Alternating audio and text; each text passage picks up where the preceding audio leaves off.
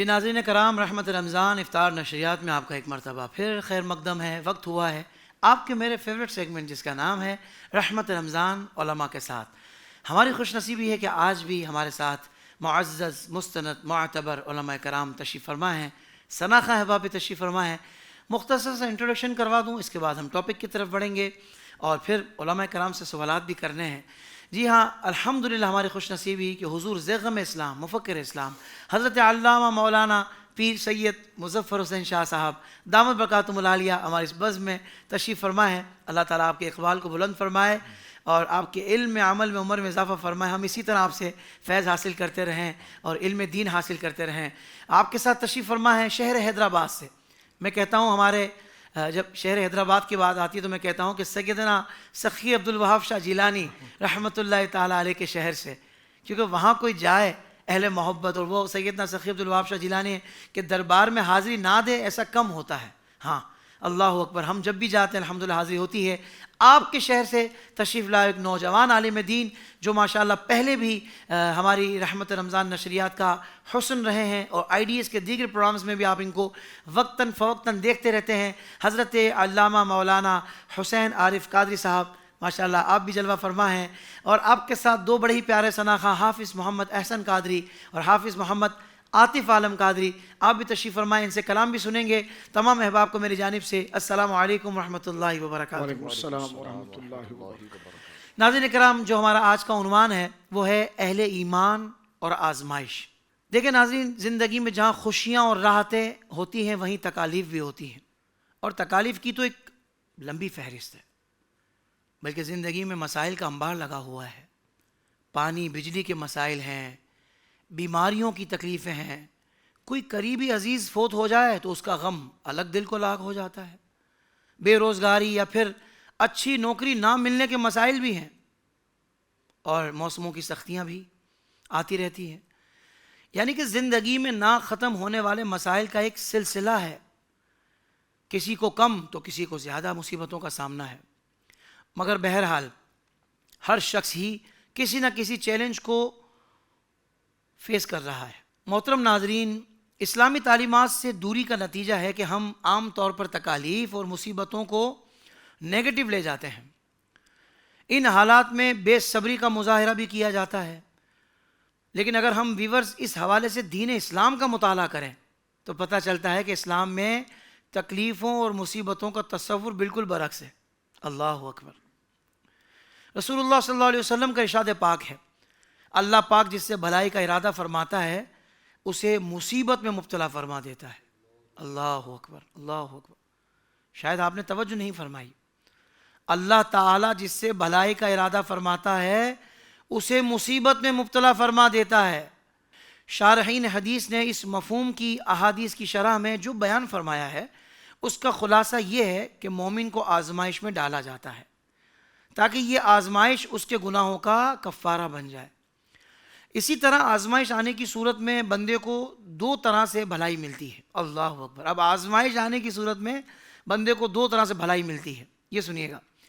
ایک یہ کہ بندہ اس مصیبت کی وجہ سے اللہ پاک کی بارگاہ میں التجا اور رجوع کرتا ہے اور یوں وہ اللہ کریم کے قریب ہو جاتا ہے، اور دوسرا یہ کہ بندے کے گناہ مٹ جاتے ہیں یا اس کے لیے نیکیاں لکھ دی جاتی ہیں، یا پھر گناہ مٹنے اور نیکیاں لکھنے کا سلسلہ ایک ساتھ ہوتا ہے۔ اس کے علاوہ جان و مال مصیبت و پریشانی سے محفوظ ہوں تو بسا اوقات بندہ اپنے رب سے غافل ہو جاتا ہے، اور پھر جب مصیبت پہنچتی ہے تو بندہ اللہ پاک کی بارگاہ کی طرف لوٹ آتا ہے۔ یہ تو ہوتا ہے، تکلیف میں اللہ یاد آتا ہے۔ آپ کا قریبی آئی سی یو میں ہو تو ہاتھ میں تسبیح آ جاتی ہے، مولا تو کرم فرما دے۔ ڈاکٹرز نے جواب دے دیا ہے، پروردگار تو کرم فرما دے، یعنی بندہ اللہ سے قریب تو ہوتا ہے۔ ناظرین، اس دنیا میں مصیبتیں و پریشانیاں بے انتہا ہیں۔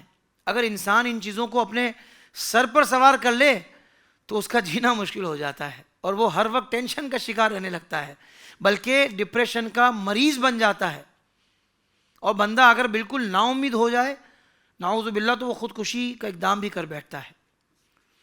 آج کے سیکولر معاشرے میں جہاں شخصی آزادی کو بہت زیادہ اہمیت دی جاتی ہے اور مذہبی تعلیمات سے لوگوں کا دور کا بھی واسطہ نہیں، وہاں ہمیں خودکشی کا رجحان زیادہ دیکھنے کو ملتا ہے، جبکہ اسلامی معاشرے میں رہنے والے سچے مسلمان بے شمار پریشانیوں کے باوجود بھی اللہ کی عطا کردہ نعمتوں پر شکر ادا کرتے ہوئے نظر آتے ہیں، پریشانیوں پر صبر کرنے اور اللہ کی رضا پر راضی رہتے ہوئے نظر آتے ہیں، اور معاملہ اپنے رب پر چھوڑ کر یہ جملہ کہہ دیا کرتے ہیں اللہ مالک ہے، اللہ مالک ہے، اللہ اکبر۔ یار یعنی اللہ کے بندوں کے سامنے ہی جب بندہ یوں کہے نا خیر ہو جائے گی اللہ مالک ہے، تو بندے بھی کہتے ہیں یار ہمیں ہی تسلی ہو گئی، درد بھی اس کا ہے، پریشانی بھی اس کے ساتھ ہے، پر اس کے اس جملے سے ہمیں بھی سکون مل گیا ہے۔ تو سوچو وہ وحدہ لا شریک، وہ قادر مطلق ہے، وہ سننے والا، وہ جاننے والا، وہ اپنے بندے سے کتنا خوش ہوگا جب وہ کہہ رہا ہے اللہ مالک ہے، خیر ہو جائے گی انشاءاللہ۔ الحمدللہ یہ مذہب اسلام ہی کی برکت ہے کہ جس نے مسلمانوں کو یہ سکھایا ہے کہ پریشانیوں کو فیس کرنا ہے تو کس طرح کرنا ہے۔ ناظرین آئیے علماء کرام سے رہنمائی حاصل کرتے ہیں اور یہ جانتے ہیں کہ کیا اہل ایمان پر آنے والی آزمائش بھی رحمت ہے۔ اللہ اکبر۔ آئیے چلتے ہیں، علماء کرام تشریف فرما ہے اور ان سے سوالات کا آغاز کرتے ہیں۔ قبلہ شاہ صاحب سب سے پہلے میں آپ کی طرف آؤں گا، حضور یہ عنوان جو ہے نا، لوگ سوچ رہے ہوں گے کہ اہل ایمان اور آزمائش، عنوان کو اس انداز سے کیوں رکھا گیا، اس موضوع سے کیا مراد ہے؟ میں چاہوں گا حضرت سب سے پہلے ارشاد فرمائیے کہ کیا اہل ایمان اور آزمائش یہ کوئی قریب کا معاملہ ہے، کوئی ان کا کنیکشن رہتا ہے تاکہ ہمارے ناظرین کے لیے سمجھنا آسان ہو جائے؟ کیا ارشاد فرمائیے گا؟ بسم اللہ الرحمن الرحیم، سبحانک لا علم لنا الا ما علمتنا انک انت العلیم الحکیم۔ دراصل یہ دنیا جو ہے وہ خوشی اور غم کے مجموعے کا نام ہے، اور یہی اس دنیا کا حسن ہے۔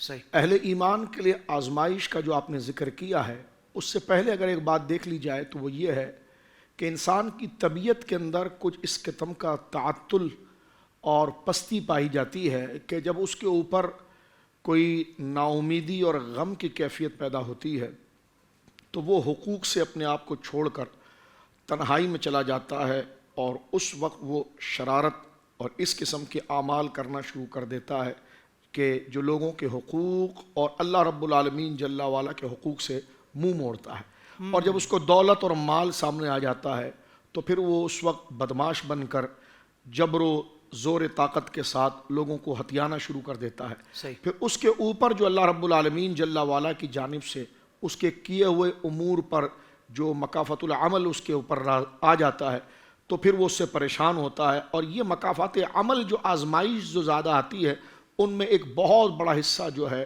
جو عام انسانوں کے لیے آتا ہے وہ مکافات عمل آتا ہے، یعنی جو انہوں نے کسی کے ساتھ کیا ہوتا ہے وہی چیز کسی نہ کسی شکل کے اندر عود ہو کر ان کے اوپر آتی ہے۔ قرآن کریم نے جس طرح واضح طور پر ذکر کیا کہ وما اصابکم من مصیبت فبما کسبت ایدیکم، یہ جو تمہیں مصیبت پہنچتی ہے، کلیئر قرآن نے کہہ دیا یہ تمہیں مصیبت پہنچتی ہے، یہ فبما کسبت ایدیکم، یہ سب وہی ہے جو تمہارے ہاتھوں کا کیرا دھرا ہے، یہ شامت اعمال ہے، یہ تمہارے شامت اعمال ہیں، یہ تمہارا مکافت عمل ہے جو تم نے لوگوں کے ساتھ کیا ہے۔ اور یہ پھر بھی اللہ رب العالمین جل وعلا کا فضل ہے، وہ یعفو عن کثیر۔ تمہیں جو یہ پریشانیاں اور آزمائش کے جو گرم بھپکے تمہیں لگ رہے ہوتے ہیں اور اس کی جو گرمی تمہیں لگ رہی ہوتی ہے، اس سے ہم پھر تمہارے لیے کرم اور عفو کے لیے اس کو سہارا بنا دیتے ہیں کہ اس کے ذریعے یہ چیزیں ختم ہو جاتی ہیں۔ لیکن وہ یعفو عن کثیر، اس سے بڑے بڑے جو گناہ جو تم کر لیتے ہو تو وہ کلمے کی نسبت سے ہم تمہیں درگزر کر دیتے ہیں، ورنہ وہ تو گناہ ایسے ہیں کہ جس کے بعد تمہیں چھوڑا نہ جائے۔ یہ جو تم آزمائش دیکھ رہے ہو یہ تو چھوٹے موٹی چیزیں ہیں جس کی وجہ سے تمہارے اوپر یہ بلائیں آ رہی ہیں، وہ یعفو عن کثیر، ایسی بے شمار چیزیں ہیں جس کو ہم تمہارے سے درگزر کرتے ہیں۔ ایک بات اس میں یہ بھی دیکھی جائے کہ جو ترتیب کے ساتھ ہم جماعت انبیاء صالحین ان ہستیوں کو دیکھتے ہیں تو وہاں پر ہمیں ایک پورا نظم نظر آتا ہے۔ انبیاء کرام پر ہمیں مشکلات، آزمائشیں کثرت کے ساتھ انبیاء کرام کے واقعات قرآن مجید میں احادیث میں موجود ہیں۔ تو یہ جو ساری چیزیں جو حضرات انبیاء کرام پر آتی ہیں یہ ترقی مدارج کے لیے آتی ہے، واہ واہ واہ واہ، تاکہ آنے والے لوگوں کے لیے ایک ہدایت کی راہ بنے۔ ورنہ انسان کی طبیعت کیسی ہے، جیسے قرآن نے سورہ بنی اسرائیل میں ذکر کیا ہے کہ وَإِذَا أَنْعَمْنَا عَلَى الْإِنسَانِ أَعْرَضَ وَنَأَىٰ بِجَانِبِهِ وَإِذَا مَسَّهُ الشَّرُّ كَانَ يَئُوسًا۔ کہ جب ہم انسان کو انعام دیتے ہیں، دولت دیتے ہیں، وَإِذَا عَنَمْنَا عَلَى الْإِنسَانِ أَعْرَضَ وَنَأَىٰ بِجَانِبِهِ، تو وہ منہ موڑ لیتا ہے حق سے اور تکبر کرتا ہے، حق کا منکر ہو جاتا ہے، حق کا انکار کرتا ہے۔ وَإِذَا مَسَّهُ الشَّرُّ كَانَ يَئُوسًا، جب اسی بد عملی کی سزا اسے ملتی ہے تو وہ مایوس ہو جاتا ہے۔ تو یہ تو انسان کا ایک خاص نیچر ہے۔ لیکن اہل ایمان کے لیے اگر آپ دیکھیں تو اس میں جو مدارج میں سب سے اونچا درجہ حضرات انبیاء کرام علیہ السلام کا ہے، کیسی سخت ترین آزمائش ان کے لیے آتی ہے۔ لیکن بعد میں آنے والے انسان جو اللہ رب العالمین جل وعلا کی راہ پر چلنا چاہتے ہیں اور حق کے مقابلے پر اٹھنے والی ہر مشکل اور صعوبت کو برداشت کر کے حق کے اس چراغ کو روشن رکھنا چاہتے ہیں اور خود کو حق کے راستے پر رکھنا چاہتے ہیں، تو ان کے لیے کوئی ماڈل چاہیے، کوئی نمونہ چاہیے۔ تو یقیناً وہ حضرات انبیاء کرام رضوان علیہم السلام کا وہ عمل ہوتا ہے جس کی بنا پر وہ ان کے لیے ڈھارس اور مشعل راہ بنتا ہے۔ وَاتَّبِعْ سَبِيلَ مَنْ أَنَابَ إِلَيْهِ، اتباع کرو ان لوگوں کی کہ جو ہماری طرف مائل ہو گئے ایک ہی۔ اور خود بذات خود انبیاء کرام کے اوپر جو آزمائش، جھوٹی تہمتیں، دشمنوں کے الزامات اور وہ رکاوٹیں، خیر خواہی کے باوجود دشمن ان کا جواب گویا کہ غلط رویے سے، غلط حرکات سے، دل آزاری کے ذریعے، جھوٹی تہمتوں کے ذریعے، جھوٹے پروپیگنڈے کے ذریعے جو دیتا ہے، یہ اللہ رب العالمین جل وعلا کے حضور ان کی ترقی مدارج کی دلیل بنتی ہے۔ صحیح۔ تو انبیاء کرام کے لیے جو آزمائش کا جو سلسلہ ہم دیکھتے ہیں، یہ ترقی مدارج کی دلیل بنتی ہے۔ اسی طرح اگر ان احادیث کو سامنے رکھا دیکھا جائے تو عام مومنین کے لیے جو آتے ہیں، جس آگے حدیث پاک ہم ذکر کریں گے تو اس کو خلاصہ بتا رہے ہیں کہ عام مومنین کے اوپر جو مشکلات آتی ہے، یہاں تک کہ سر کا درد ہی کیوں نہ ہو، یہاں تک کہ پاؤں کا پسل جانا ہی کیوں نہ ہو، یہاں تک کہ اس کے کمر کا درد ہی کیوں نہ ہو، اس سے بڑے بڑے گناہ جو اس کے معاف ہو جاتے ہیں، تو ان پر جو آزمائش چاہے طبیعت کی ہو یا معاملات کی ہو یا نقصان کو ہو مومن، تو اس پر جو وہ شرط یہ کہ وہ صبر کرے، تو صبر کی بنا پر اللہ رب العالمین اس کے بڑے بڑے گناہوں کو معاف فرما دیتا ہے، جو فرمایا وَيَعْفُو عَنْ كَثِيرٍ، بے شمار گناہ جو جس کا مطالبہ اگر تم سے کیا جائے تو میدان محشر میں تمہاری جان نہیں چھوٹ سکتی، لیکن تم نے جو دنیا کے اندر اسے برداشت کیا اللہ رب العالمین کی رضا کے لیے اور اس حق پر قائم رہے اور آزمائش کا تم نے مقابلہ کیا اور اس آزمائش کی تند و تیز ہواؤں میں بھٹک نہیں گئے، نہ اس گہرے سمندر میں ڈوب گئے، بلکہ ان آزمائش کو سہتے ہوئے اپنے پاؤں کو شریعت، دین، حق، اللہ کی رضا پر وہ جمائے رکھے، تو ان کا یہ جمنا جو حافظ صاحب یہ گناہوں کا کفارہ بنتا ہے۔ صالحین کے لیے یہ آزمائش بنتا ہے، جیسے اولیاء کاملین کے لیے، ان کے لیے۔ اسی طرح بعض دفعہ اللہ رب العالمین اس آزمائش سے محفوظ فرمائے، جیسے گھر میں والدین بچے بیمار ہو جاتے ہیں یا بچے ڈسیبل ہو جاتے ہیں، مفلوج ہو جاتے ہیں، یہ چیزیں یہ والدین کے لیے کثرت اجر کا سبب بنتا ہے۔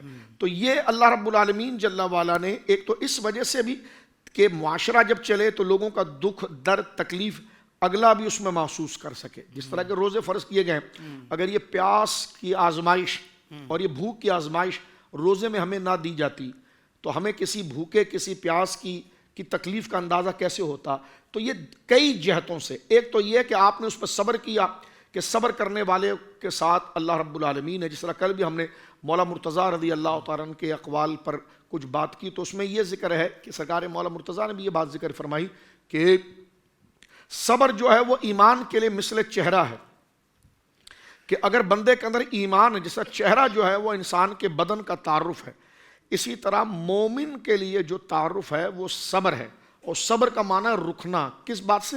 ان مشکلات کی وجہ سے بندہ بدی کی طرف نہ جائے، حالات ایسے ہو گئے تو لہٰذا میں نے غلط کام شروع کر دیا، بلکہ وہ حق کی طرف جمع رہے، حق کی طرف جمع رہے، تو یہ اس کے لیے گناہوں کا کفارہ اور سیئات بنتا ہے۔ اور قیامت کے دن جب وہ اٹھتا ہے تو سب سے بڑا مقام یہ اللہ اکبر کہ قبر کے سوالات کے جوابات کون دے سکتا ہے حافظ صاحب، اور قبر کی راتوں کو کون طے کر سکتا ہے؟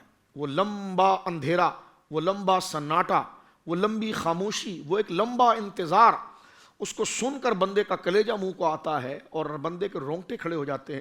اس میں پھر وہ آزمائش اور وہ زمین کے نیچے لیٹنا، جس کے نیچے سانپ بھی ہے، بچھو بھی ہے، کیڑے مکوڑے بھی ہیں، حشرات الارض بھی ہے، اللہ اکبر، اس کا تصور دیکھ کر بندہ کانپ جاتا ہے۔ گھر میں اگر حشرات الارض ہوتے بندہ اس کو ہاتھ لگاتے ہوئے ڈرتا ہے، تو وہ تو سارے چوہوں کی جگہ، بچھو کی جگہ، سانپ کی جگہ، ذرا سے گڑھا کھودو تو مٹی کے اندر وہ نمودار ہونا شروع ہو جاتے ہیں۔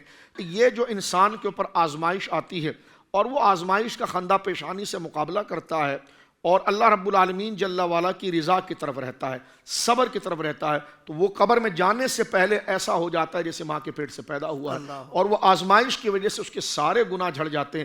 اور قبر کی وہ زندگی جو برزخ کی شروع ہو رہی ہے، آخرت کی زندگی، یہ تو عارضی زندگی حافظ صاحب ختم ہو جاتی ہے، پھر وہ جو لا زوال زندگی شروع ہوتی ہے وہ اس کے لیے پھر راحت کی زندگی ہوتی ہے۔ تو لہذا انسان بمثل عابر السبیل ہے، مسافر ہے، تو مسافر دنیا سے اتنا ہی چگتا ہے، اٹھاتا ہے کہ جتنا اس کو وہاں پر ضرورت ہوتی ہے منزل کی طرف جانے کے لیے۔ اور جب آپ اپنے ڈیسٹینیشن اور منزل کی طرف جا رہے ہوتے ہیں تو راستے میں سڑک بھی حافظ صاحب خراب ہوتی ہے، روڈ پر ٹریفک بھی بہت ہوتا ہے، اور دھوپ کی تمازج آپ کے جسم کو جھلسا رہی ہوتی ہے، گاڑی میں اے سی بھی نہیں ہے، آپ موٹر بائک پر ہیں یا پیدل ہیں، لیکن آپ کو ایک ڈھارس ہوتی ہے کہ یار یہ سفر بس ابھی کٹ رہا ہے، یہ مشکلات ہو تو کیا رونا دھونا شروع کر دیں یہاں پر ہم؟ تو رونا دھونا شروع کریں گے تو منزل پر کب پہنچیں گے؟ ارے بھائی تھوڑا سا سفر ہے، گرمی ہے، روڈ ابھی ٹوٹا ہوا تو کیا ہوا؟ گھر جائیں گے تو بیڈ لگا ہوا ہے، اے سی لگا ہوا ہے، پانی ہے، سب انتظام ہے۔ تو بس یہ دنیا ہے اور وہ آخرت ہے۔ تو صبر اس کو حاصل ہوتا ہے کہ جو آخرت کو اپنا اور قبر کو اپنا ٹھکانہ سمجھتے ہوئے اور وہاں اللہ کے پیارے نبی صلی اللہ علیہ وسلم کے بتائے ہوئے سبق پر وہ یقین کرتا ہے، جس پر ایک جملہ صوفیہ بڑا پیارا کہتے ہیں۔ دیکھیے وہ یہ کہتے ہیں کہ خوشی ہو یا غم ہو، اس میں آپ نے دونوں طریقے سے اللہ رب العالمین اور اس کے محبوب کے بتائے ہوئے، کیونکہ خوشی بھی آزمائش بنتی ہے نا، ضروری تو نہیں حافظ صاحب کے جو غم آئے وہ آزمائش، یہ خوشی بھی تو آزمائش ہے نا، کہ مال آپ کے پاس آیا، خوشی آیا، اس میں آپ کیا کر رہے ہیں؟ اللہ رب العالمین جل وعلا کی فرمان برداری کی طرف جا رہے ہیں یا نفس آپ کو نافرمانی کی طرف آ رہا ہے؟ آپ کو لوگ اتنا بڑا سیٹ آدمی دیکھو، اس نے فلانا کھانا نہیں کیا، اس نے فلانے کو نہیں بلایا، اس نے فلاں دنیا کے تقاضے ادا نہیں کی، تو یہ بھی لوگوں کی طرف سے یہ بدگمانیوں کی سازش کے کنجوس ہے، بخیل ہے، یہ بھی تانے آپ کو سہنے پڑتے ہیں۔ جیسے وہ کہا جاتا ہے کسی کو دے کے آزمایا جاتا ہے، کسی کو لے کر آزمایا جاتا ہے۔ جو دیش کو دیا گیا ہے وہ اس کا حساب دے گا، اور جس کو لیا گیا ہے وہ اس پر اگر صبر کر گیا تو اس کا اجر، جس کو جھونپڑی ملی ہے وہ جھونپڑی کا حساب دے گا، جس کو بنگلہ ملا وہ بنگلے کا حساب دے گا۔ بنگلے والا بتائے گا کہ وہ مال کہاں سے لایا تھا، اور جھونپڑی والا بتائے گا کہ اس نے صبر اللہ رب العالمین پر کتنا کیا تھا، وہ اپنے سورس بتائے گا، یہ اپنی استقامت بتائے گا۔ بات کو سمیٹتے ہوئے عرض کرنا چاہتا ہوں، صوفیہ یہاں پر بڑی پیاری بات فرماتے ہیں کہ اس کا واحد حل یہ ہے کہ بندہ اپنے آپ کو مکمل حافظ صاحب قدرت کے حوالے کرے، اللہ اور اس کے رسول عز اسمہ و صلی اللہ علیہ وسلم کے حوالے کرے۔ اگر اسے یقین ہے اور وہ اس بات پر یقین کرے کہ میری عقل کامل نہیں ہے، عقل جس کی کامل ہے وہ پیارے حبیب ہیں علیہ السلام، یعنی ہم قدرت کے ہاتھ پر اور اللہ اور اس کے رسول صلی اللہ علیہ وسلم و عظم اسمہ کے قانون اور ہدایت کے ہاتھ پر ہم حافظ صاحب ایسے ہیں جیسے ننا منا بے عقل بچہ اپنے ماں باپ کے ہاتھ میں ہوتا ہے۔ جس طرح دیکھیں ہمارے چھوٹا بچہ ہوتا ہے جو اس کی کراولنگ کا وقت ہوتا ہے یا رینگنے کراولنگ کے ساتھ آہستہ آہستہ لڑک پن میں چلنے کا وقت ہوتا ہے، تو وہ ہر چمک والی چیز سے اٹریکشن پکڑتا ہے۔ مثلاً اس کی والدہ نے ابھی جا کر کچن کے اندر ڈرا کھولا ہے تو اس نے چھری کی چمک کو دیکھا تو بس فوراً پہنچتا ہے کہ یہ کوئی میرے مطلب کی چیز ہے اور یہ میری بڑے نفع کی چیز ہے، میرا مقصود ہے، میرا مطلوب ہے، وہ پکڑنے جاتا ہے، ماں اس کو روک دیتی ہے۔ ماں نے ابھی چولہا جلایا تو اس کے شعلے اور فلیم جب نکلتے ہیں تو اس کو بڑا اٹریکٹ کرتے ہیں اور وہ کہتا ہے یار یہ میرا مطلوب ہے اور مجھے اس کو ہاتھ لگانا ہے۔ اب وہ جیسے آگے بڑھتا ہے تو ماں اس کو روکتی ہے، تو وہ کہتا ہے یار دنیا میں اگر میرا کوئی دشمن ہے نا تو میری ماں ہے، کیونکہ جو میرا مقصود ہے جس کو میں چاہتا ہوں وہ اس تک پہنچنے نہیں دیتی۔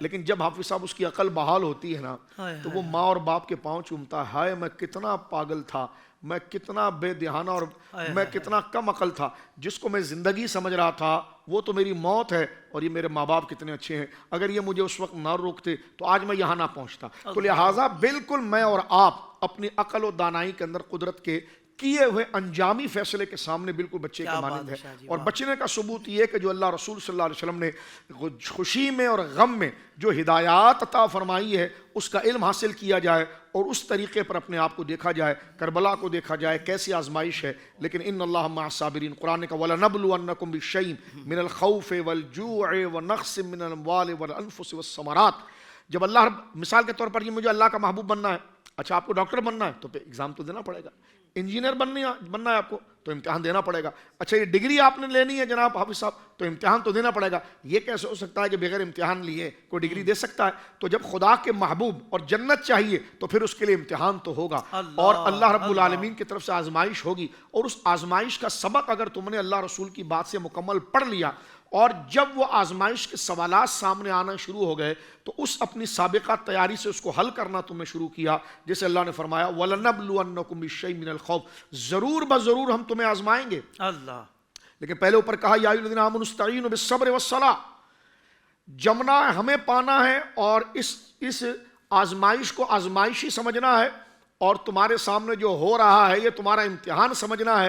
تو پھر تمہیں نماز کی طرف آنا پڑے گا. تم جب نماز میں آؤ گے, ہماری بارگاہ میں آؤ گے, یقین کرو گے تو تمہیں سب پتہ چل جائے گا کہ مولا یہ آزمائش تیری طرف سے آ رہی ہے, اور مجھے تیرے حضوری کی لذت یہاں سے مل رہی ہے, تو میں اس آزمائش کی وجہ سے تیری نافرمانی میں مبتلا نہیں ہوں گا, یزید کے ہاتھ میں ہاتھ نہیں دوں گا, یزیدیت کی طرف نہیں جاؤں گا, حق کی طرف قائم رہوں گا, چاہے وہ آزمائش وَلَنَبْلُوَنَّكُمْ بِالشَّيْءٍ, ہم تمہیں ضرور آزمائیں گے کچھ چیزوں سے, من الخوف, خوف سے, من الخوف والجوع, بھوک سے, وَنَقْصٍ مِّنَ الْأَمْوَالِ وَالْأَنفُسِ وَالثَّمَرَاتِ, کاروبار میں گھاٹا ہوگا تمہارا, اللہ اکبر, تمہارے کاروبار میں گھاٹا ہو سکتا ہے, تمہاری جان جا سکتی ہے, تمہاری بنائی ہوئی پروڈکٹ, تمہارا گودام, تمہارا بینک بیلنس, وہ سب جا سکتا ہے. وَبَشِّرِ الصَّابِرِينَ, صابرین کے لیے بشارت ہے. اِذَا أَصَابَتْهُم مُّصِیبَہ, جب ان پر مصیبت آتی ہے تو قالوا, وہ کہتے اِنَّا لِلَّهِ وَإِنَّا إِلَيْهِ راجعون, اگر یار یہ نعمت پڑی بھی رہتی تب بھی تو میں نے مر جانا تھا اور چلے جانا تھا, تو میں نے بھی اللہ کی طرف جانا, یہ بھی چلی گئی ہے, تو میں بھی اللہ کا ہوں اور یہ بھی اللہ کی طرف, تو رب کی طرف مراجعات اور میرا حصہ اس کے اندر اتنا ہی تھا.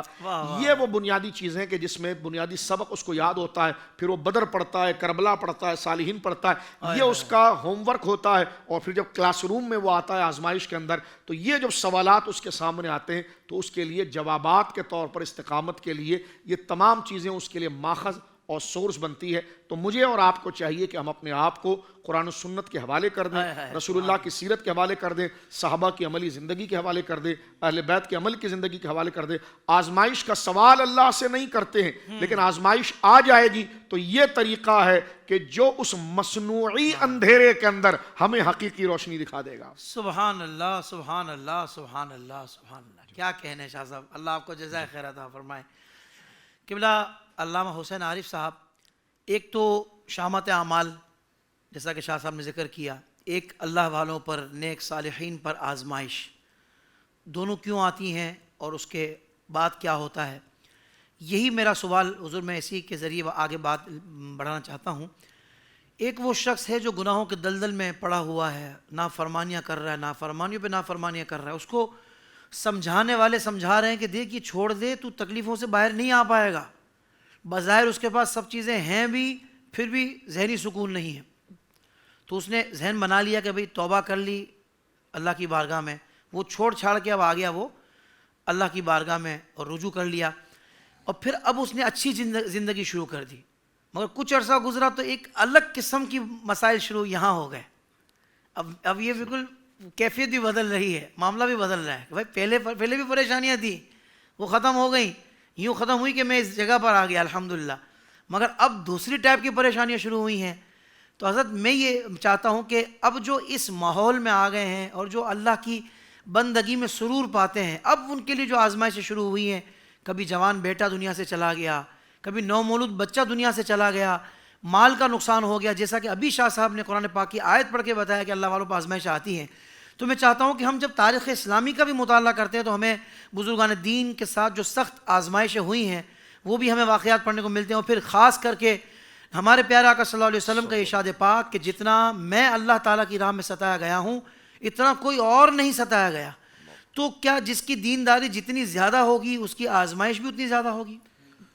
بسم اللہ الرحمن الرحیم, الصلاة والسلام علیک یا رسول اللہ وعلی آلک واصحابک یا حبیب اللہ. جزاک اللہ حافظ صاحب. آج کا موضوع بہت خوبصورت موضوع ہے, اور سب سے پہلے تو میں یہ بات کہنا چاہوں گا کہ اگر اس موضوع کو بغور سنا جائے اور سمجھا جائے تو یہ بات ضرور سمجھ میں آئے گی کہ اللہ رب العزت اپنے بندوں سے کتنی محبت فرماتا ہے. اچھا, جہاں تک آپ کے سوال کا تعلق ہے تو سب سے پہلے ہمیں یہاں پر اس بات کو سمجھنا چاہیے کہ آزمائش در حقیقت آتی کیوں ہے. تو یہاں پر آزمائش سے مراد یہ نہیں کہ اللہ رب العزت اس بات کا محتاج ہے الیاذ باللہ کہ وہ بندوں کو جانچے پرکھے. اللہ رب العزت ان تمام چیزوں سے پاک ہے. آزمائش کیوں آتی ہے؟ اسے حکیم الامت مفسر قرآن حضرت علامہ مولانا مفتی احمد یار خان نعیمی رحمۃ اللہ تعالی علیہ آپ نے بڑے خوبصورت اور پیارے انداز میں ارشاد فرمایا ہے. آپ فرماتے ہیں کہ یہ آزمائش امتحان ہر دفعہ اس لیے نہیں آتا کہ اس سے جانا جائے علم حاصل کیا جائے، بلکہ کبھی کبھی آزمائش اور امتحان اس لیے آتا ہے کہ اس امتحان جس سے لیا جا رہا ہے، آزمائش جس پر آ رہی ہے، اسے بتایا جائے کہ اس کے اندر کتنی قابلیت ہے، وہ کس درجے کا بندہ ہے. اللہ کبھی کبھی اس لیے آزمائش آتی ہے، اللہ اور کبھی کبھی اس لیے آزمائش آتی ہے کہ لوگوں کو بتایا جائے کہ ہم نے جسے اپنا محبوب بنایا ہے نا، وہ ہمارے محبوب بننے کا اہل تھا، اس لیے ہم نے محبوب بنایا. کیا کہنے ہیں، واہ واہ. فرمایا اس لیے آزمائش آتی سبحان ہے. اللہ. اور ایک اور بات یہاں پر فرمائی جاتی ہے کہ یہ فرق کرنے کے لیے آتی ہے کہ فرما بردار اور نافرمان کون ہے. یہ فرق کرنے کے لیے آتی ہے کہ سچا محبت کرنے والا اور صرف محبت کا دعویٰ کرنے والا کون ہے. اس لیے آزمائش آتی ہے کہ فرق ہو جائے اللہ کہ جس نے آزمائش پر صبر کیا، جس نے آزمائش پر اپنے سر کو جھکا لیا، جس نے آزمائش پر سجدے کو نہیں چھوڑا، رب سے مانگنا نہیں چھوڑا، رب کی بارگاہ میں جستجو کرنا نہیں چھوڑی، صبر کرنا نہیں چھوڑا، وہ حقیقتاً فرما بردار ہے، وہ حقیقتاً محبت کرنے والا ہے. واہ واہ اور جو اس کے برعکس ہے، جو نافرمانی کرتا ہے، جو اور زیادہ بے صبری کرتا ہے، تو فرمایا جاتا ہے کہ یہ وہ بندہ ہے کہ جس نے اس بات کا اعلان کر دیا کہ میں محبت کا دعویٰ تو کرتا تھا، لیکن ذرا سی آزمائش آئی ہے، اس دعوے کا پول کھل گیا ہے، میری زبان اور میرے کردار نے یہ بتا دیا ہے کہ میرے محبت کا دعویٰ سچا نہیں بلکہ میں محبت کے دعوے میں جھوٹا تھا. ہائے ہائے ہائے. اور یہ پھر کہنا کہ آزمائش ظاہری بات ہے، بندے کی جیسی کیفیت اللہ رب العزت ایسے ہی اسے آزماتا ہے. روایتوں میں آتا ہے حضور جان کائنات صلی اللہ علیہ وسلم سے عرض کی گئی کہ حضور سب سے زیادہ مصیبت کس پر آئی ہے؟ تو حضور جان کائنات صلی اللہ علیہ وسلم نے ارشاد فرمایا انبیاء کرام پر سب سے زیادہ مصیبت آئی ہے، آزمائش آئی ہے، انہیں آزمایا گیا ہے، ان پر آزمائش آئی ہے. اب یہ ہم ظاہری بات اگر تاریخ اسلام کا مطالعہ کریں تو حضرت نوح علیہ السلام، حضرت ابراہیم علیہ السلام، حضرت موسیٰ و عیسیٰ، حضرت ایوب علیہ السلام اور حضور جان کائنات صلی اللہ علیہ وسلم کی سیرت پاک کا مطالعہ کریں تو یہ ساری باتیں کھل کر سامنے آتی ہیں کہ واقعتاً یہ وہ آزمائش کے پہاڑ ہیں کہ اگر شاید کسی پر آئیں تو وہ وہیں پر تہس نہس ہو جائے گا کہ اس طرح کی آزمائش کو کوئی برداشت نہیں کر سکتا ہے. اور پھر حضور جان کائنات صلی اللہ علیہ وسلم نے ارشاد فرمایا اس کے بعد جو بہتر ہیں لوگوں میں ان پر آزمائش آتی ہے. یعنی اس سے یہ بات پتا چلی کہ آزمائش آتی ہی بہتر لوگوں پر ہے. واہ واہ واہ. اور پھر حضور جان کائنات صلی اللہ علیہ وسلم نے فرمایا کہ جو دینداری میں کمزور ہوتا ہے اس کی حیثیت اور اس کی دینداری کی کمزوری کے اعتبار سے اس پر آزمائش آتی ہے. صحیح. تو یہ بات تو کلیئر ہو گئی کہ آزمائش دینداری کے اعتبار سے آتی ہے. صحیح. کہ جتنا بندہ دینداری میں مضبوط ہوتا ہے اور آگے وہ قائم و دائم رہتا ہے، استقامت کے ساتھ ڈٹا رہتا ہے، اس پر آزمائش سخت آتی ہیں. اور جو دینداری میں کمزور ہوتا ہے اس پر آزمائش اس کے اعتبار ہی سے آتی ہیں. بلکہ اگر ہم مطالعہ کریں نا حضور کی نبی کریم علیہ الصلوۃ والسلام کی سیرت کا یا اس حوالے سے احادیث سے مقدسہ کا، تو ہمیں یہ بات پتہ چلتی ہے کہ حضور جان کائنات صلی اللہ علیہ وسلم اور دین اسلام اس بات کو پسند کرتا ہے کہ کسی پر مصیبت آئے. جس پر مصیبت آئے گی وہ کون ہوگا؟ فرمان سنے، بڑا خوبصورت فرمان حضور جان کائنات صلی اللہ علیہ وسلم کا. حضور جان کائنات صلی اللہ علیہ وسلم فرماتے ہیں کہ جسے اللہ رب العزت اپنا محبوب بنانے کا ارادہ فرماتا ہے تو اس پر آزمائشوں کی بارشیں فرما دیتا ہے. اللہ اکبر. یعنی کیا پتا چلا؟ اللہ جس پر آزمائش آتی ہے نا وہ مایوس نہ ہو، گھبرائے نہیں. اس سے اللہ رب العزت نے اپنا محبوب بنایا ہے تبھی اس پر آزمائش آئی ہے. اللہ اکبر تو کبیر. کتنی خوبصورت بات یہاں پر ہے. سبحان. اور پھر اگر حضور جان کائنات صلی اللہ علیہ وسلم کی سیرت مطالعہ کا مطالعہ کریں تو یہاں پر ایک بات آتی ہے روایتوں کے اندر کہ حضور جان کائنات صلی اللہ علیہ وسلم ایک مرتبہ صحابہ کرام علیہم رضوان کے مجمع میں ارشاد فرما رہے تھے کہ جسے اللہ رب العزت نے بیماری عطا فرمائی وہ مرض اس پر آتا ہے اور جب وہ مرض جاتا ہے تو اس سے گناہوں کو لے کر جاتا ہے. وہ سابقہ گناہوں کا کفارہ بن جاتا ہے وہ مرض. اللہ لیکن اس پر یہی ظاہری بات ہے کہ وہ صبر کرے.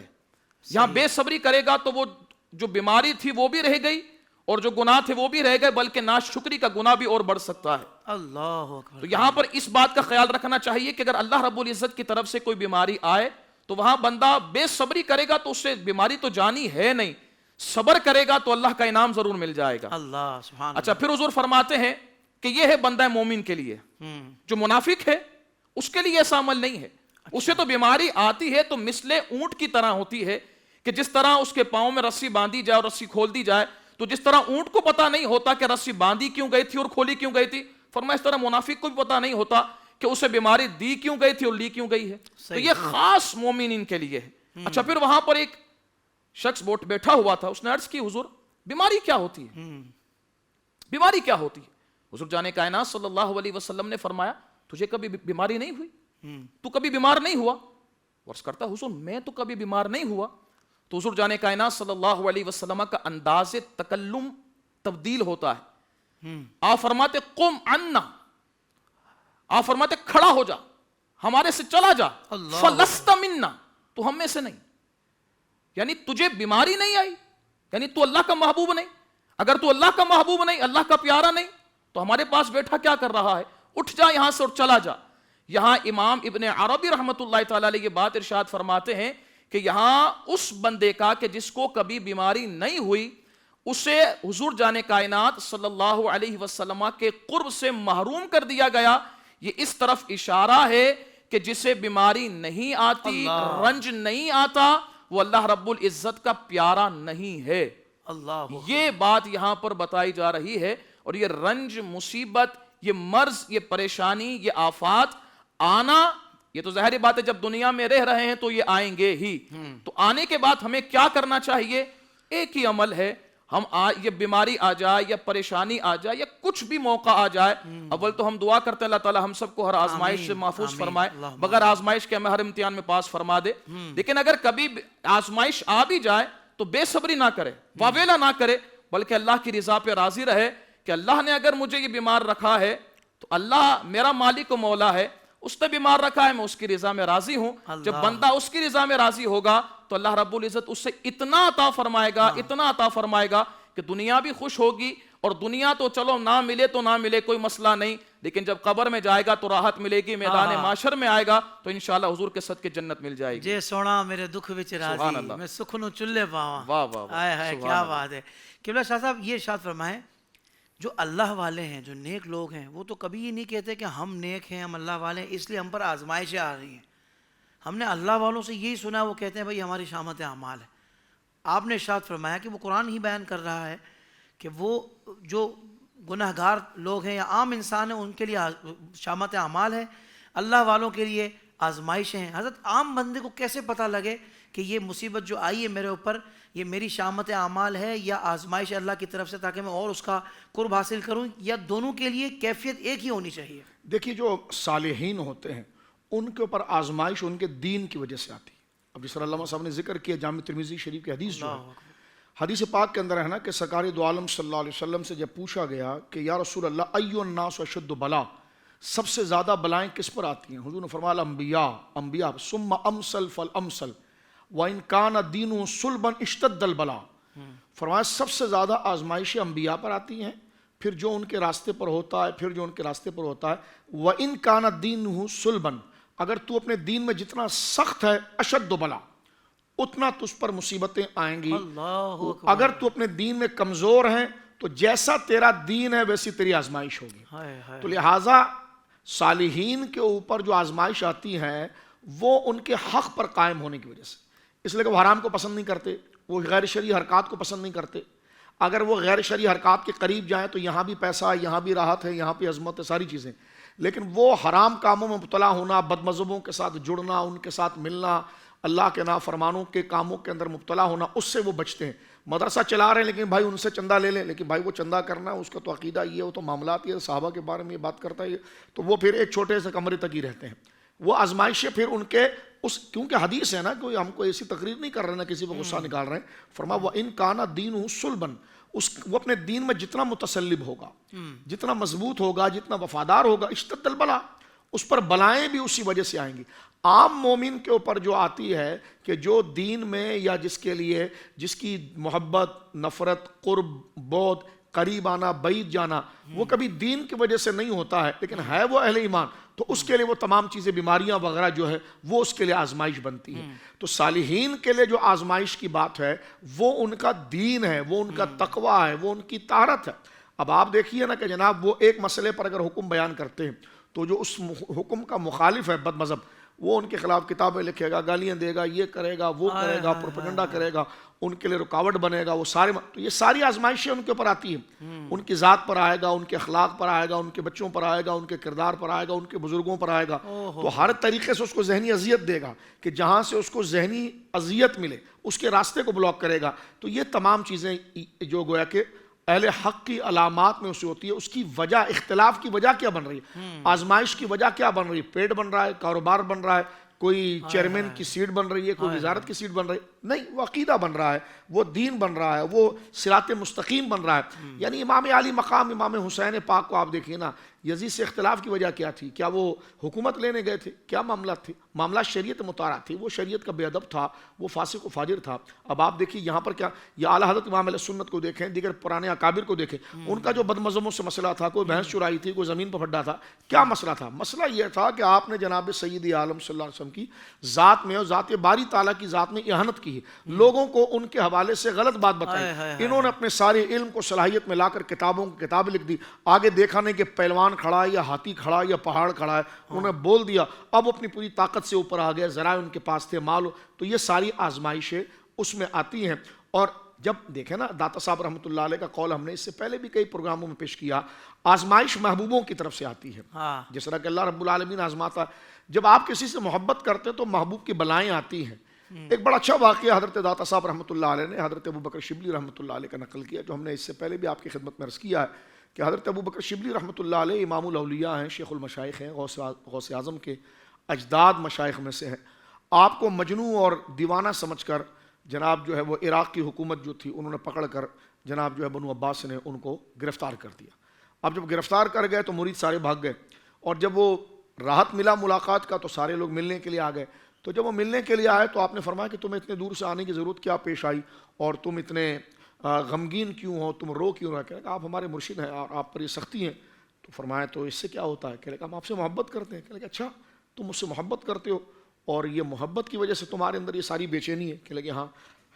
آپ نے زمین سے کچھ پتھر اٹھا کے مارنا شروع کیے تو وہ بھاگنے لگے۔ تو فرمایا عجیب ہو، محبت کرتے ہو اور محبوب کی بلاؤں سے بھاگتے ہو۔ تو گویا کہ اب یہاں سے ایک مثال انہوں نے سمجھا دی ہے، اب رسول اللہ سے تم محبت کرتے ہو، اللہ سے محبت کرتے ہو، تو پھر جب ان کی محبت میں تم کام کرو گے، آگے رکھو گے، تو تمہیں ایکسٹریمسٹ کہا جائے گا، تمہیں شدت پسند کہا جائے گا، تمہیں تانا دیا جائے گا، تمہارے راستے روکے جائیں گے۔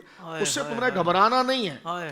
وہ کہیں گے بھائی دیکھو گھر میں بیوی کہہ رہی ہے یا پڑوس میں دوست کہہ رہے ہیں یا آپ کے استاد کوئی شاگرد کہہ رہا ہے کہ حضرت وہ دیکھو وہ تو آپ سے صلاحیت میں کام ہے، کہاں پہنچ گیا اور آپ کہاں پر پڑے ہوئے ہو۔ جی جی ٹھیک ہے، ہمارے پیر صاحب کو تو سب اچھا بولتے ہیں، ہاں کوئی ایک بندہ مخالف نہیں ہے، ہاں، کیونکہ سارے غلط جو لوگ ہیں وہ بھی صحیح کہتے ہیں، بالکل غلط بھی صحیح کہتے بالکل، ہیں۔ وہ چمڑے کے موزے ہر پاؤں میں فٹ آتے ہیں، تو ہر ماحول کے اندر وہ ڈھل جاتے ہیں، کیونکہ انہوں نے پیری مریدی کی اللہ رسول کے لیے نہیں ہے، اللہ رسول کے لیے نہیں کہ جب لوگ اللہ کے خلاف ہو جاتے ہیں، رسول اللہ کے خلاف ہو جاتے ہیں، صحابہ کے خلاف، اہل بیت کے خلاف، اغواس و اولیاء کے خلاف ہوتے ہیں، ان کے خلاف کوئی نہیں ہوتا، اس لیے کہ یہ پیر اللہ کے لیے نہیں بنا، یہ نفس کے لیے بنا ہے، اپنی جاہ کے لیے بنا ہے۔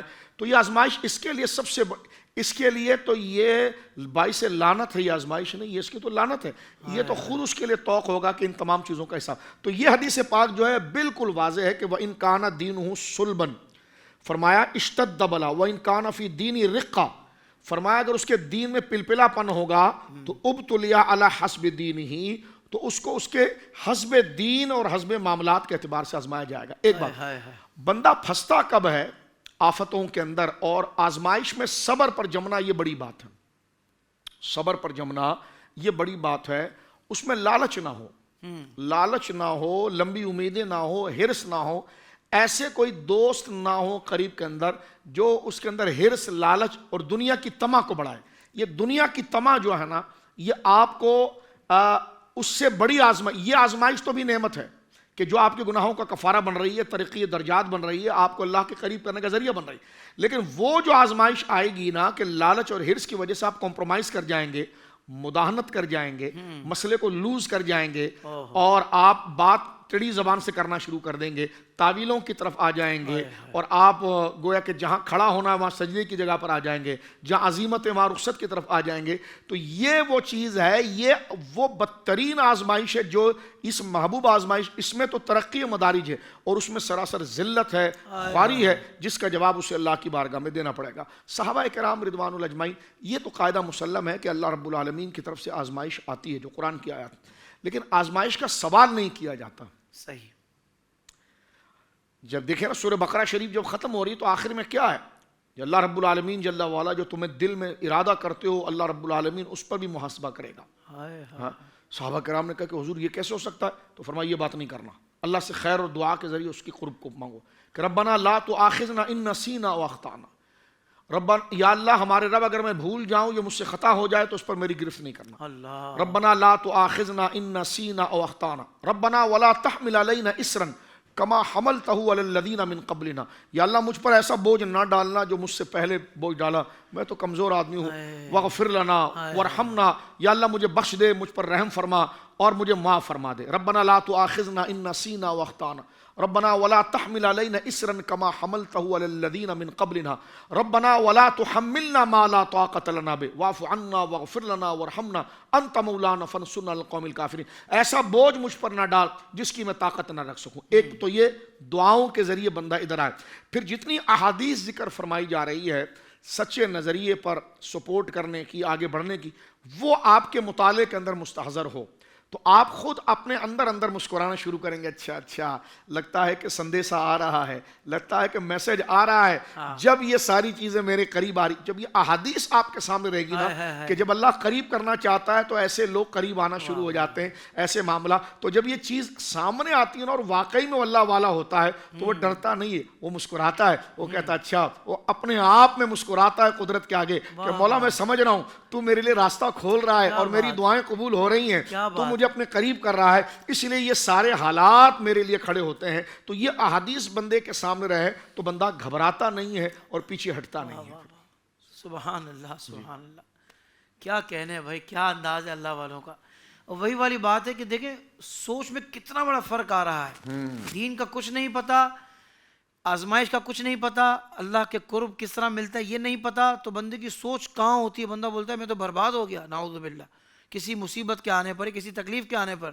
لیکن جب پتہ ہو اور وہ الحمدللہ عبادات میں اور اس میں کوشش میں لگا ہو کہ بس رب ناراض نہ ہو، تو پھر وہ آزمائش اس کو کہاں لے کر جا رہی ہے، اس پر وہ اندر مسکراتا ہے۔ ہاں دیکھیے، اور ایک میں آپ کی گفتگو پر تھوڑا مجھے یاد آیا کہ حضرت فاروق اعظم اور حضرت عبد الرحمن بن عوف مسجد کے آگے بیٹھے تھے، جب قیصر فتح ہوا نا کسریٰ، تو مسجد کی گلیاں جو مدینے کی تھی نا حافظ صاحب، بندہ چل نہیں سکتا تھا، سونے جوہرات اس طرح گرے ہوئے تھے کہ بندہ چل نہیں سکتا تھا، اور مدینے کے اندر عربی نظر نہیں آتے تھے، فارسی نظر، اتنے غلام تھے۔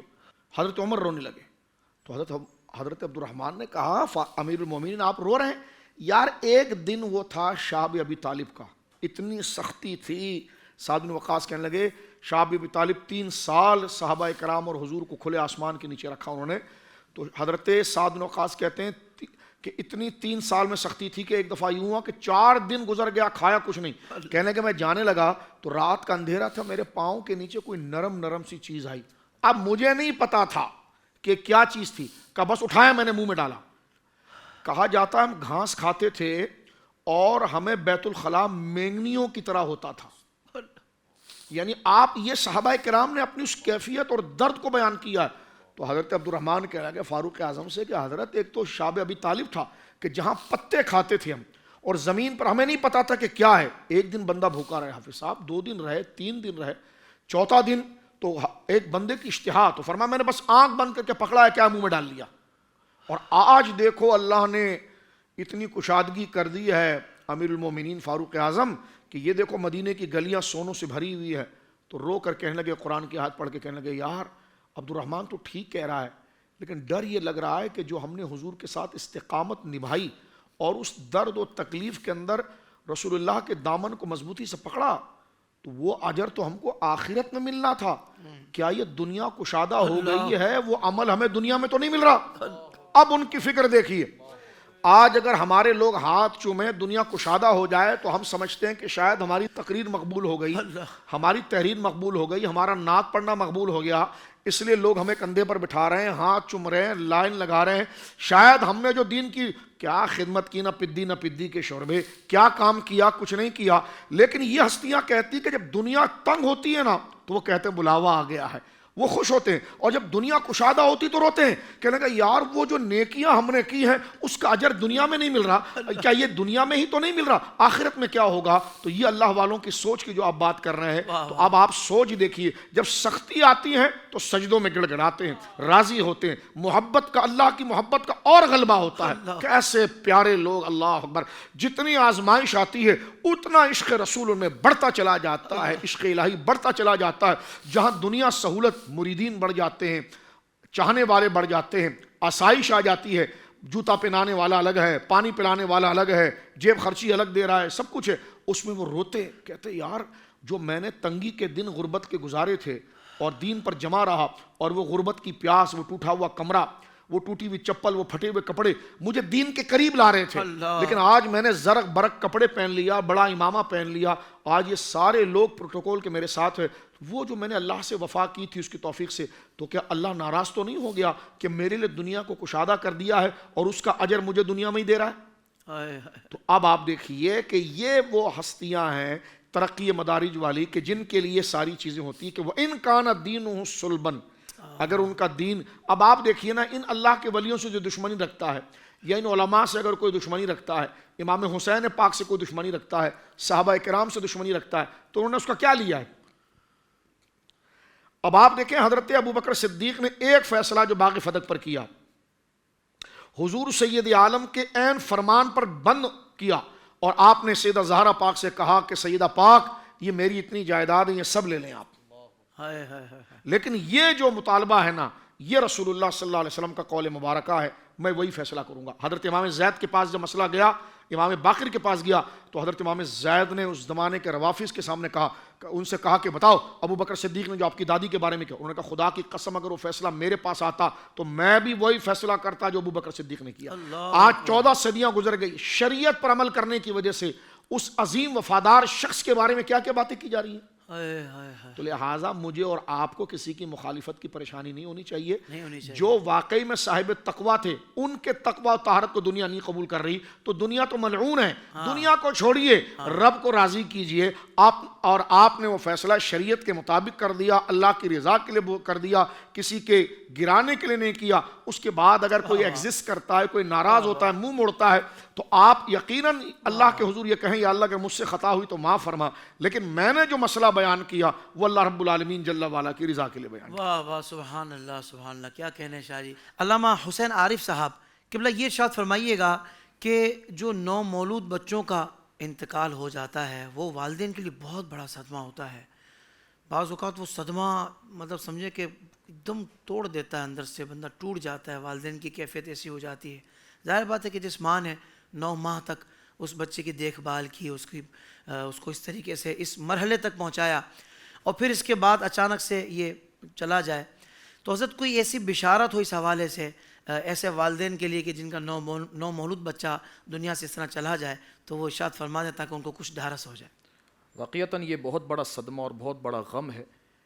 بسا اوقات تو اس طرح کا معاملہ دیکھا گیا ہے کہ اگر کسی پر یہ غم اور یہ مصیبت آتی ہے تو وہ صبر کے بجائے بڑی بے صبری کرتے ہیں اور اس طرح کے الفاظ زبان سے ادا کرتے ہیں کہ جو اللہ رب العزت کی بارگاہ میں شکایت کے الفاظ بن جاتے ہیں، کہ جو کئی الفاظ تو اس طرح کے ہوتے ہیں کہ وہ کفر تک چلے جاتے ہیں۔ تو یہاں پر بے صبری تو نہ کی جائے، ظاہری بات ہے غم بہت بڑا ہے، جگر کا ٹکڑا دنیا سے چلا گیا ہے، اپنے ہاتھوں سے اسے قبر میں اتارنا ہے، غم بہت بڑا ہے، اس سے انکار نہیں، لیکن یہاں پر سب سے بنیادی بات صبر ہے۔ اور یہ غم کس طرح راحت میں تبدیل ہو، اگر یہ بشارتیں جو اس کے بدلے میں عطا کی جائیں گی، اگر وہ بشارتیں ذہن میں ہوں تو یہ غم بھی خوشیاں دینا شروع کر دیں گے۔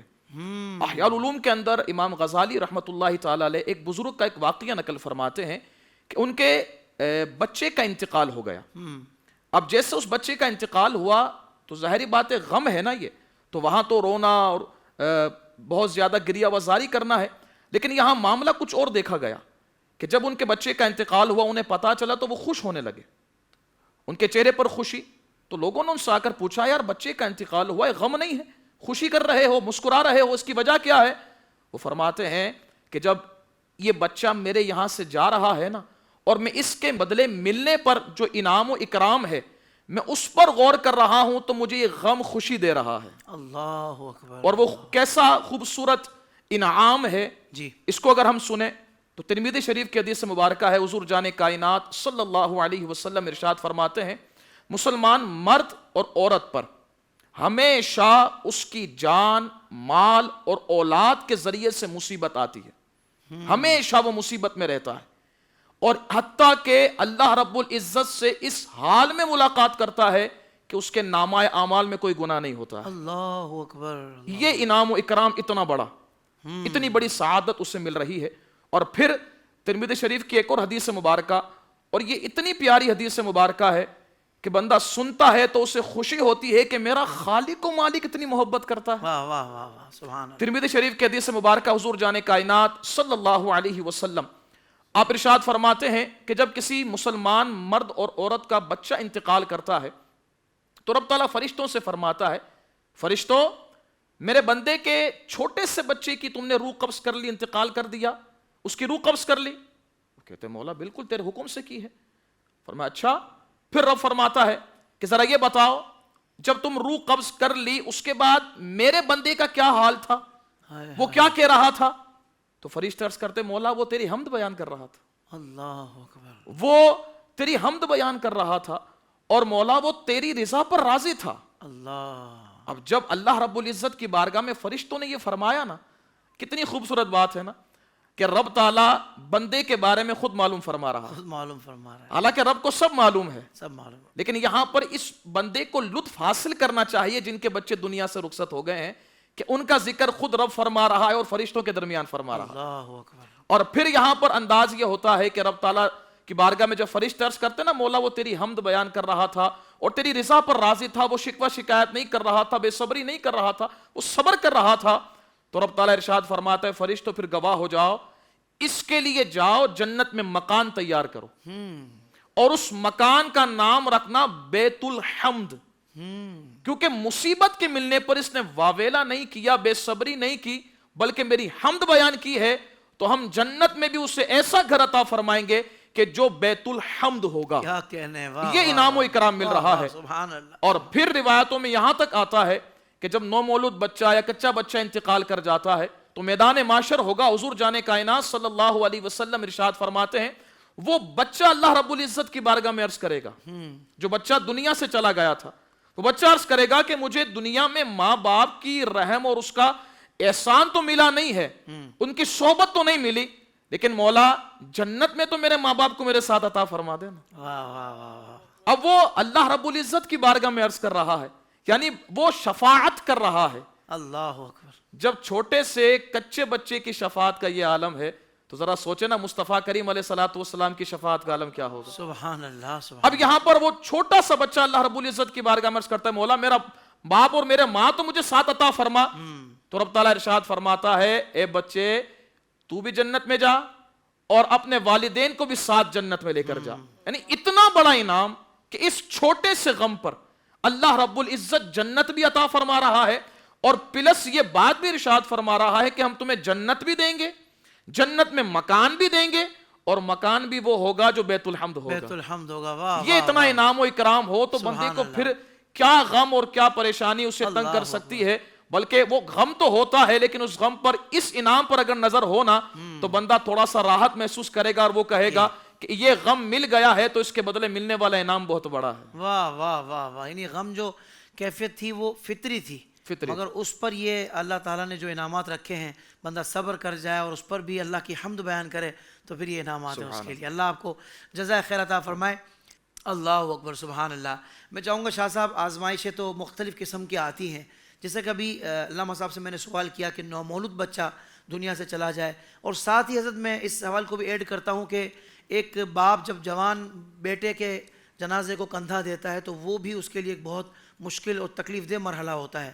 تو حضرت یہ نومولود بچے کا چلا جانا اور یہ جوان بیٹے کو کاندھا، اس کے جنازے کو کاندھا دینا، حضرت ایسی تکالیف اور آزمائشوں سے بندہ کس طرح اللہ کی حمد بیان کرتے ہوئے نکل سکتا ہے؟ یقیناً ایک تو سب سے پہلے یہ احادیث اور بزرگوں کے اقوال و آثار جو ان پر آزمائش آئی ہے، اس کا مطالعے سے اپنے ذہن کو پریپیئر رکھنا چاہیے. صحیح.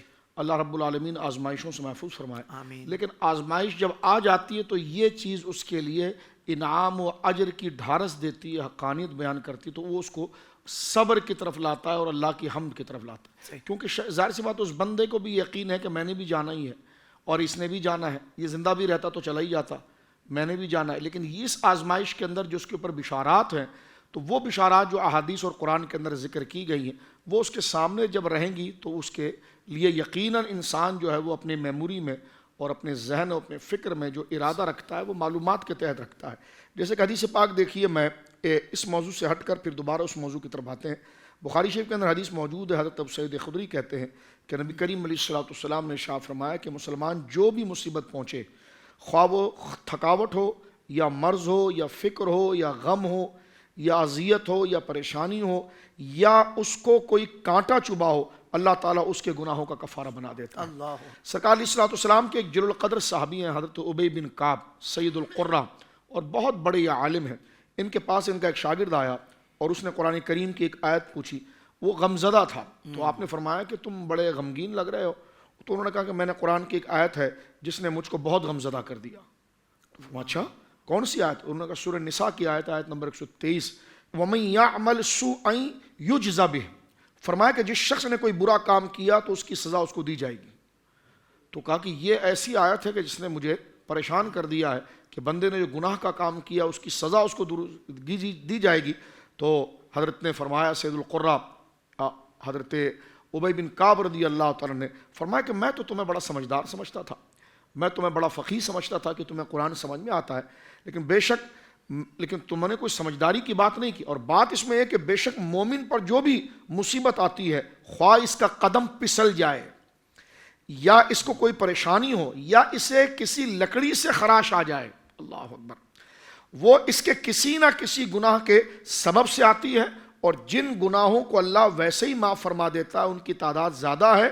پھر کہتے ہیں وما اصابکم من مصیبت، یہ آیت پڑھی ہے تفسیر. پھر فرماتے ہیں کہ نبی کریم علیہ الصلوۃ والسلام نے اس آیت کی تفسیر فرماتے ہوئے فرمایا کہ ابن آدم کو جب بھی کسی لکڑی سے خراش، یعنی آپ کہہ رہے ہیں کہ جوان بچے کو کندھے پر اٹھا رہا ہے، حضور فرماتے ہیں کہ لکڑی جیسی بھی خراش اگر مومن کے بدن پر آ جائے یا اس کا قدم چلتے ہوئے پسل جائے، سلپ کر جائے، یعنی پاؤں سلپ ہو گیا، یا اس کو کوئی پریشانی ہو، تو اس سے کسی گناہ کے سبب سے ہوئی ہے. اور جس گناہ کو اللہ تعالیٰ ویسی معاف فرما دیتا ہے ان کی تعداد بہت ہے، اور اس پر صبر کی وجہ سے اللہ اس کی مغفرت فرماتا ہے.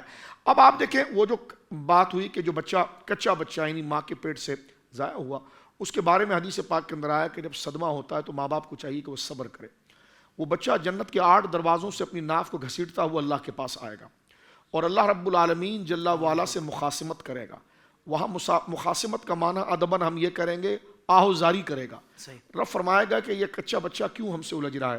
فرشتے کہیں گے مولا اس کے ماں باپ جہنم کی طرف ہے اور یہ کہہ رہا ہے کہ میں ان کی شفاعت چاہتا ہوں. رب فرمائے گا کہ یہ مومن کا نطفہ ہے، کہاں؟ فرمایا جاؤ اس کی شفاعت کو قبول کر لو.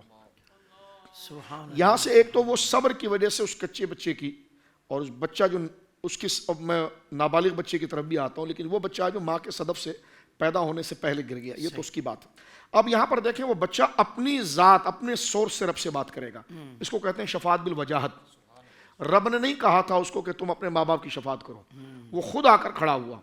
یعنی معنن وہ شفاعت بالاذن ہی ہے، لیکن وہاں پر وہ اذن اس کی اپنی ذات سے جاری ہو رہا ہے اور وہ کہہ رہا ہے میرے ماں باپ ہیں.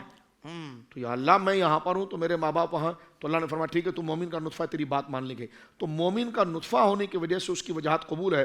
تو جو حضور کی وجہ سے مومن ہوتا ہے تو سرکار دو عالم صلی اللہ علیہ وسلم رب سے کہیں کہ یہ میرا امتی ہے، تو مجھے بتاؤ اس شفاعت بالوجاہت کو شرک کیسے کہا جا سکتا ہے اور اس کو منع کیسے کیا؟ ایک بات اعلیٰ حضرت نے یہاں پر ایک بڑی پیاری بات لکھی ہے حافظ صاحب، جس طرح کہ علامہ صاحب قبلہ نے ابھی بڑی پیاری بات اشاع فرمائی، اور اللہ رب العالمین اس آزمائش سے محفوظ فرمائے. ربنا لا تؤاخذنا ان نسینا واخطانا ربنا ولا تحمل علينا إسرا كما حملته على الذين من قبلنا ربنا ولا تحملنا ما لا طاقة لنا به واعف عنا واغفر لنا وارحمنا انت مولانا فانصرنا على القوم الكافرین۔ اللہ محفوظ فرمائے۔ اور یہ دعا کی تکرار کرنی چاہیے کیونکہ اس میں صحابہ اکرام کو ان آزمائش سے محفوظ یا آزمائش آ جائے تو اس پر استقامت کے لیے بات بتائی گئی۔ یہاں پر دیکھیے اعلیٰ حضرت نے بڑی پیاری بات فرمائی۔ عقیقے کا جب حکم اعلیٰ حضرت نے لکھا نا کہ جب بچہ پیدا ہوتا ہے تو والدین اس کا عقیقہ کرتے ہیں۔ عقیقے کی وجہ سے بچہ اللہ کی بارگاہ میں گروی ہو جاتا ہے۔ فرمایا کہ وہ بچہ جو نابالغیت میں انتقال کر گیا، ابھی جس طرح کہا گیا کہ نابالغ تھا اور انتقال کر گیا تو وہ ماں باپ کی شفاعت کرے گا، لیکن وہ نابالغ بچہ کرے گا جس کا عقیقہ ہوا ہو، اچھا جس کا عقیقہ ہوا ہو۔ ہاں اگر ماں باپ غریب ہیں وہ عقیقہ نہیں کر سکتے تو وہ ایگزمپٹ ہے، مستثنیٰ ہے، لیکن ماں باپ پر اولاد کا شکرانہ ضروری ہے۔ اور مانا کہ وہ حکمن تو سنت یا مستحب ہے، لیکن اس کا یہ کنیکشن آپ دیکھیے، امام لکھتے ہیں کہ اگر اس کے پاس ماں باپ کے پاس بساط تھی، توفیق تھی کہ وہ بیٹی ہو یا بیٹا ہو اس کا وہ عقیقہ کر دیں، لیکن انہوں نے سستی برتی نہیں کی اور وہ بالغ ہونے سے پہلے وہ انتقال کر گیا تو وہ بچہ شفاعت نہیں کرے گا۔ اللہ اکبر۔ وہ بچہ شفاعت نہیں کرے گا، شفاعت وہ بچہ کرے گا کہ جس کے ماں باپ نے اس کا عقیقہ کیا ہو۔ ہاں الا یہ کہ ماں باپ اگر غریب ہیں اور وہ عقیقہ نہیں کر سکتے تو وہ اس سے مستثنیٰ ہے۔ بالکل صحیح، سبحان اللہ سبحان اللہ۔ ناظرین کرام، آج موضوع اہل ایمان اور آزمائش پر علماء کرام نے جو ہماری رہنمائی فرمائی ہے، قرآن و حدیث کی روشنی میں جو ہمیں باتیں سکھائی ہیں، یقین مانیں یہ زندگی بھر کام آئیں گی۔ اللہ تعالیٰ ان علماء کرام کو اس کی جزا عطا فرمائے۔